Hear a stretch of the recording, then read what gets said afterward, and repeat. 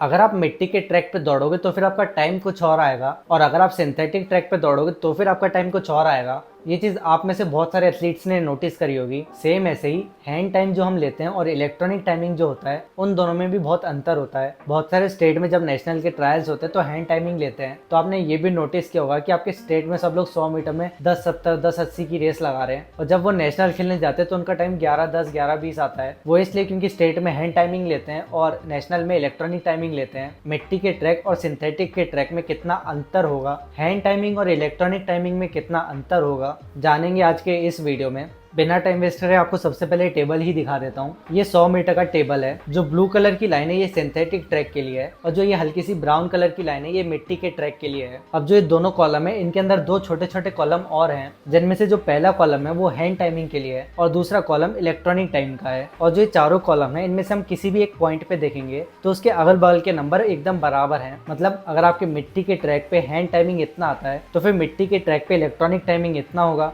Synthetic के track पे hand timing इतना आएगा और सिंथेटिक के ट्रैक पे इलेक्ट्रॉनिक टाइमिंग इतना आएगा। बहुत ही सिंपल सा टेबल है और इसको कोई भी समझ पाएगा। सेम ऐसी 100 मीटर के जैसे 200 मीटर का टेबल भी आप देख सकते हो, इसमें भी वही चीज़ है। और ऐसे ही ये रहा 400 मीटर का टेबल। जब हम लोग हैंड टाइम से इलेक्ट्रॉनिक टाइमिंग पे जाते हैं तो उसमें 30 पल्स बढ़ जाते हैं। अब हैंड टाइमिंग और इलेक्ट्रॉनिक टाइमिंग के बीच में ये 30 माइक्रोसेकंड का अंतर क्यों आता है? ऐसा इसलिए होता है क्योंकि जो भी इंसान टाइमिंग लेता है उसका रिएक्शन भी जुड़ जाता है। चलो इसको एक बार अच्छे से समझते हैं। जब एक रेस स्टार्ट होती है उस टाइम पे जो स्टार्टर रहता है वो गन बजाता है या क्लैप करता है, और जैसे ही वो गन बजती है वैसे ही टाइम स्टार्ट हो जाता है। और एक और ये रूल है कि वो गन बजने के 10 माइक्रोसेकंड से पहले अगर कोई एथलीट उठ जाता है तो फिर वो एक फाउल स्टार्ट होगा। मतलब हो सकता है कि आप गन बजने के बाद ही उठो, लेकिन गन बजने के बाद और 10 मिलीसेकंड होने से पहले अगर कोई एथलीट उठ जाएगा तो वो फाउल होगा। और ऐसा इसलिए क्योंकि रिसर्च से ये पता चला है कि किसी भी इंसान को रिएक्ट करने में 10 मिलीसेकंड तो लगेंगे। मतलब जब वो गन बजी है तो उस गन की आवाज एथलीट के कानों तक जाएगी,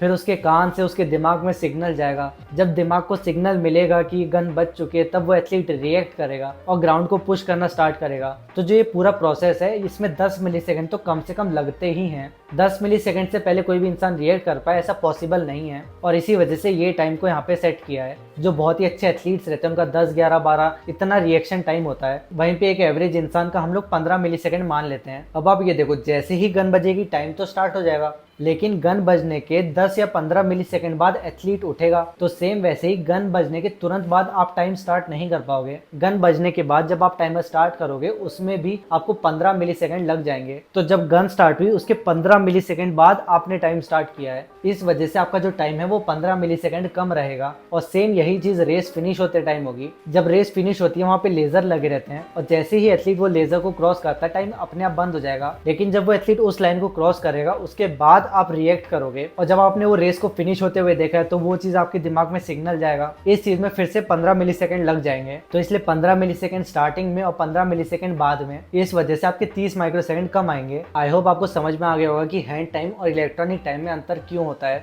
अब सेम ऐसे मिट्टी के ट्रैक से सिंथेटिक के ट्रैक पे जाने में टाइम कैसे कम होता है वो समझते हैं। अगर आप मिट्टी से सिंथेटिक के ट्रैक पे जाओगे तो आपके 100 मीटर में 40 माइक्रोसेकंड का अंतर आएगा, 200 मीटर में आपके 80 माइक्रोसेकंड का अंतर आएगा, और 400 मीटर में 1.5 सेकंड के आसपास का अंतर आएगा। अब ये तीनों का जो डिफरेंस है वो अलग क्यों आ रहा है? वो इसलिए क्योंकि जो सिंथेटिक ट्रैक है वो आपके ग्राउंड कॉन्टैक्ट टाइम को कम करेगा, और जितने ज्यादा ग्राउंड कॉन्टैक्ट होंगे आपका टाइम उतना ही कम होते जाएगा। 100 मीटर में आप 40 50 या 60 कदम लोगे तो फिर आपके 40 50 या 60 कदम का ही टाइम कम होगा। लेकिन वहीं पे 200 मीटर में क्योंकि हम ज्यादा कदम ले रहे हैं तो उसकी वजह से हमारा जो टाइम कम होगा वो भी ज्यादा होगा। और सेम ऐसे 400 मीटर में क्योंकि बहुत सारे स्टेप्स हम लोग लेंगे तो जो मिट्टी और सिंथेटिक ट्रैक का डिफरेंस है वो भी बढ़ जाएगा। अब बहुत सारे एथलीट्स को मिट्टी के ट्रैक और सिंथेटिक के ट्रैक के बीच में कंफ्यूजन रहता है कि कौन सा अच्छा है, कहाँ ट्रेनिंग करनी चाहिए। अगर आप अपने मिट्टी के ट्रैक पे परफॉर्मेंस कम करोगे तो उससे आपके सिंथेटिक ट्रैक की परफॉर्मेंस भी कम होगी। अगर आप अपने सिंथेटिक ट्रैक के टाइमिंग को कम करोगे तो उससे आपके मिट्टी के ट्रैक की टाइमिंग भी कम होगी। अब सिंथेटिक और मिट्टी का ट्रैक, इनमें से कौन सा ट्रैक अच्छा है ये जानने के लिए आप ये वाला वीडियो देख सकते हो। आई होप इस वीडियो से आपके कुछ डाउट्स क्लियर हुए होंगे और कुछ नया सीखने को मिला होगा। अगर वीडियो पसंद आई तो इसे लाइक कर देना, चैनल पर नहीं हो तो सब्सक्राइब कर देना ताकि आप ऐसी वीडियोस को मिस ना करो।